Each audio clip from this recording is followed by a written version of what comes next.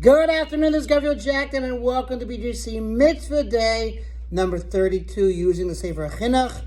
A Mitzvah Day keeps us on its way to prohibition, to perform melacha on the Shabbos. We're at part 4, the final part to this mitzvah. I know these are sometimes long, folks, but they're worth it. They're juicy.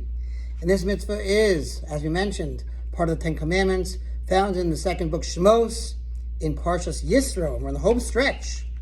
Dedicated, once again, to our idea of soldiers, to the release of all the hostages. They should be safe and sound, for peace in the Middle East, for the Jewish people, for Israel around the world, for the Jewish people around the world, and for the eradication of all evil. Laws of the mitzvah. The laws of this mitzvah are numerous.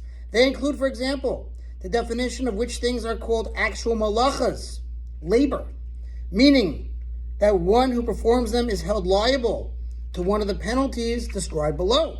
This category includes the 39 primary melachas that the sages enumerated, known as avos melachas, and their toldos, the subcategories, as we mentioned in a previous mitzvah.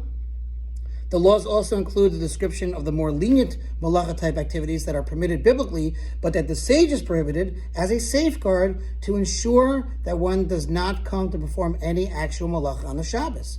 And also the things prohibited by the sages that are called shavusim, rest requirements. Also included is that which the sages of blessed memory derived from Scripture, that we set aside all mitzvahs for the sake of saving lives, and that one who hastens to desecrate the Shabbos for the purpose of saving a life is praiseworthy. The reason for this dispensation is because the medium for the performance of all Torah commandments is man. And ensuring the survival of the medium, i.e. man, is in effect a perpetuation of the entire Torah.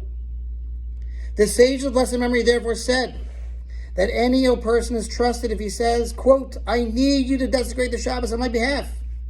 And any ill with a fever on account of which he is confined to a bed is included among those who are in danger, such that it is permitted to desecrate the Shabbos on his or her behalf. These laws and the many additional details of this mitzvah are set forth in Tractate Shabbos and Beitzah. This mitzvah applies in every location and all times to both men and women. One who deliberately violates this mitzvah and performs melacha on the Shabbos is subject to execution by stoning through the court, the Beis Din, provided that there were 2 witnesses present and he received a warning before doing the act that is punishable by stoning. For you must always keep this rule in mind. The penalties of execution or lashes are never imposed unless there are 2 witnesses who testify to the act and a warning was administered in advance. And the purpose of the warning is always to distinguish between one who commits a transgression and error and one who commits it deliberately. Be mindful of this principle in every situation where the author mentions that one who violates a mitzvah is punished with execution or lashes. And do not ask me to repeat it, says the author. Finally, if one performed a calculated melacha, but he did so in error, he brings a fixed chatas offering, a sin offering, and that, my friends, concludes the mitzvah of the prohibition to perform melacha on the Shabbos. Thanks for listening to Sponsor Future Mitzvah. 36,100 of the gold. We appreciate your sponsorship, and we'll see you tomorrow.